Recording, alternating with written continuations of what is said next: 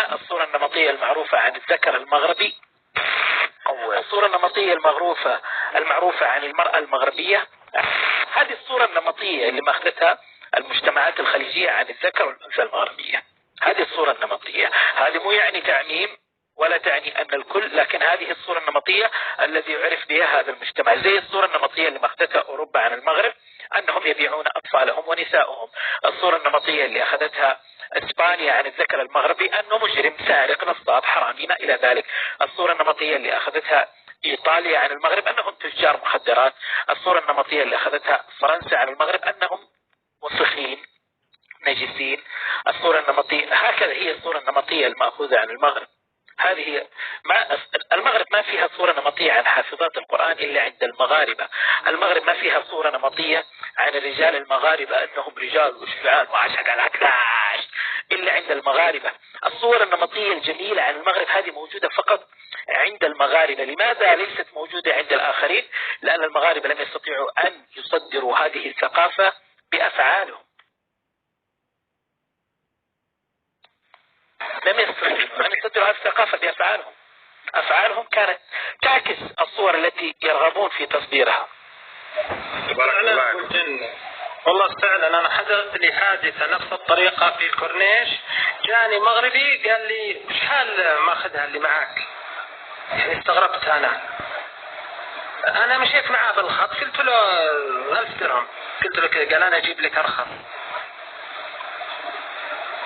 يعني شوف الموقف هذا كيف يعني المغرب اللي لعب معايا جولة والله العظيم شفت لبسه وشفت هندامه وشفت المكان اللي جالس فيه تمام.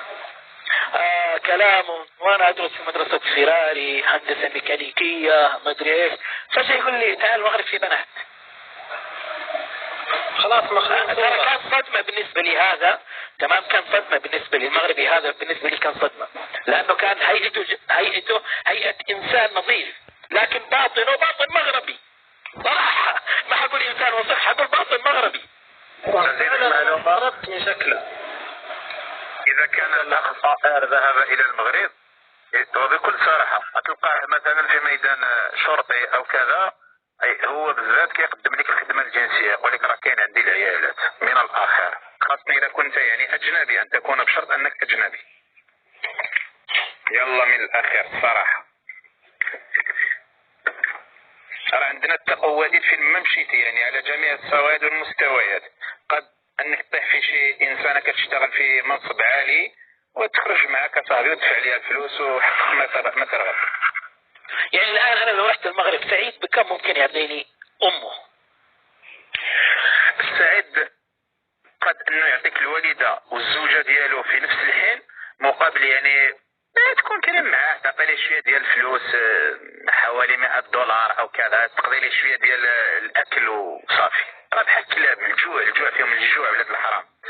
والا الا بغيتي تعمل مزيان شري باكيه ديال الدخان وشي جوانه ديال المخدرات صافي راه تعمل اللي بغيتي. الان لو طلبت من سعيد على سبيل المثال انه يمارس مع امه واخته وزوجته وبنته في نفس الوقت مقابل $300 هل يقبل؟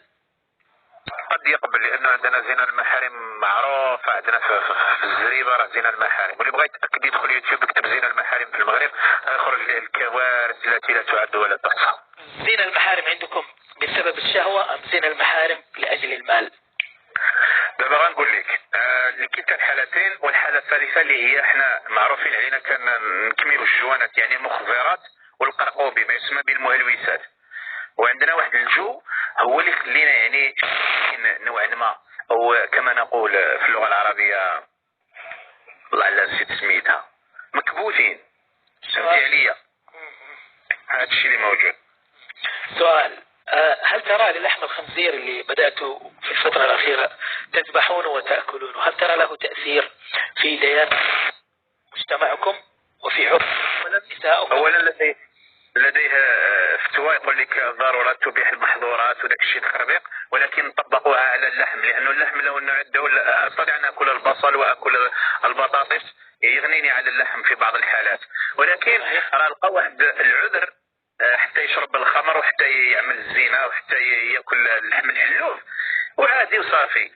ولعب دور كبير. يعني اللحم الخنزير اللي تناكلوه بزاف، اللحم ديال الحمير يا اخي الكريم، كذلك الجلود ديال الحلوف، الجلود ديال الحمير، الجلود ديال الحيوانات كلها نطحنوها ونديروا لها ما يسمى لي زيبيس، يعني العطريه او البهارات. شكرا، البهارات كنديروا لها البهارات وناكلوه مزيان، نديروا بها الساندويتشات تسموها الكفته. لماذا تأكلون الجلود لا تأكلون اللحوم؟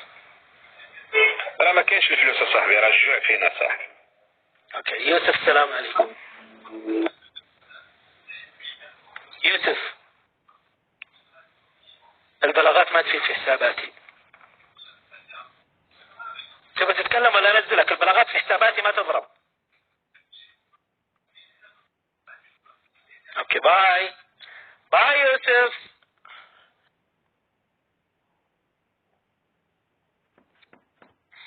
طيب نرجع نكمل يا استاذ طرباك. طرباك اعطيني 5 مميزات للمرأة المغربية، 5 مميزات تمتاز بها المرأة المغربية عن باقي النساء.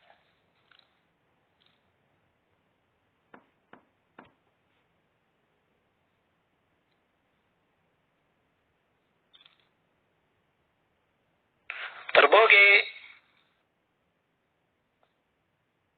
ايوا كتسمعني الاخ؟ والله الا نسيت الا قرطبت صاحبي. المرأة المغربية تتميز بالتحلوانيت. اول شيء لما تكون مع الرجل يشوفها انها حنونة وجميلة وعندها واحد اللسان، ولكن لما تكون المرأة غتفهمني شكون كنقول.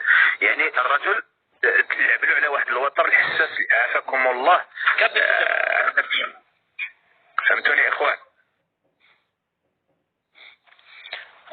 5 مميزات حبيبي، 5. دقيقة عندي اتصال، دقيقة. متصل بصديق عشان نقلك 5 مميزات عن المرأة هو. نعم، ميزة أبو الجن ما تأمنها على بيتك، لو تشوفها أكبر داعية.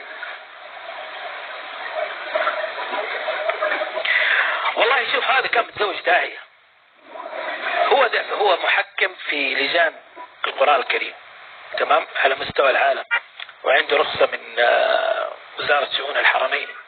اوكي، تزوج مغربية داعية. والله العظيم. لا، وتشوف القنطة ترى عادي ترقص لابس الحجاب، هذا شيء عادي. تلقى ترقص لابس الجنز مشدود ومن تحت الأوضاع مفتوحة، أهم شيء الغطاء الراس يتغطى. حي الله سلام، الله يحفظكم حبيبي. ايوه، جرجير والله انت جرارة شكلك، من كثر ما تكتبين جرجير شكلك جرارة. جرجير بقدونس جالسة هذه، تصدق تعرض هذه جالسة ترى تسوق للبنات، بنات بلادها عندك في اللايف. جرجير بقدونس كزبرة. هذه معناها تمام. تزوج مغربية وشغلها في سوق الخضرة، تقبل تشتغل في سوق الخضرة، تمتع البنغلاديش اللي هناك، الهندي اللي هناك، الباكستاني. هذا معناها جرجير بقدونس. هذا بس مجرد كود يستخدموه يعني. هذه انا قلت يمكن جرارة ولا شيء ولا. لا كود يعني اذا تزوج مغربية، تمام، يعني تزوج مغربية معناها هذه كذا. انا اعرف اقرا كودات. هذه انا قلت يمكن جرارة، معناها تزوج مغربية تعاهر في سوق الخضار. ولا ما اخذت له واحد بسوق خضار، ولا ما انا عارف. شدوا بناتكم، قل لهم. شدوا بناتكم الله يلعنهم. شدوا بناتكم، شوفوا للساعة كم فاتح دوامي 3:30. بعدين والله يا اخي قسم بالله ترى كثير ناس يقول لك صارت تطلع لهم ريحة من كثر الاستخدام. انا واحد يقول لي قسم بالله ريحة تطلع. انا واحد يقول لي تزوج مغربية، تمام، يقول البيت ما فيه ولا شيء، نظيف، البيت جديد، تمام، يقول فجأة سرير النوم كله بق وصراصير، ما ادري من فين طلعوا. لا في ريحة منه، تطلع ريحة منه يقولون، وسارة تيجي بالاخير تقول لك منك ونمل انت ونمل في الجدران. لا ريحة طلع ريحة حوت معفنة الله يلعنه. هذا اثر الاستخدام. ايوه من كثر الاستخدام سبحان الله. والله من صادق عقوبة فعلا. لا الرحم عندهم يتجرح. المعقوب هذا بعدين جاب شيخ تمام. ايوه وتزوج الشيخ. لا جاب شيخ، الشيخ قال له طلق. لا يا الغرفة كلها مرشوشة سحر. لا يا شيخ. ورب البيت. وطلقها. بعد ما طلقها قعد اسبوعين ما يطلع من الغرفة. انا جيت. السلام عليكم. اسمحوا لي. صمرته. وعليكم السلام ورحمة الله وبركاته. يا رجال. أرحب عبد العزيز بن فهد، حيك. طلع منهم ريحة سمك، بعدين تقول لك هذا منك، هذا انت فيك، انت مدري روح الطبيب. الان امك انت من كثر استخدامها يا ابن حلال مو سردين والله حبار. ها؟ ما عندهم وقت. حبار مو سردين، لون وريحة وكله حبار.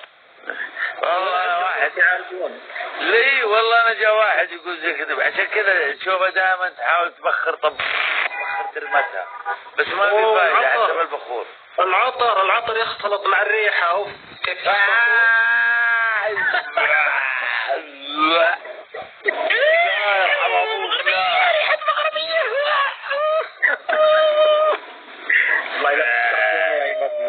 فكرتوني من مشيت المغرب في 2016.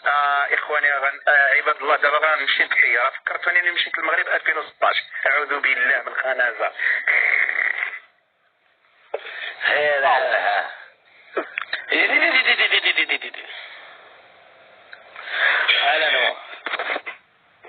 الله الله الله الله الله الله الله.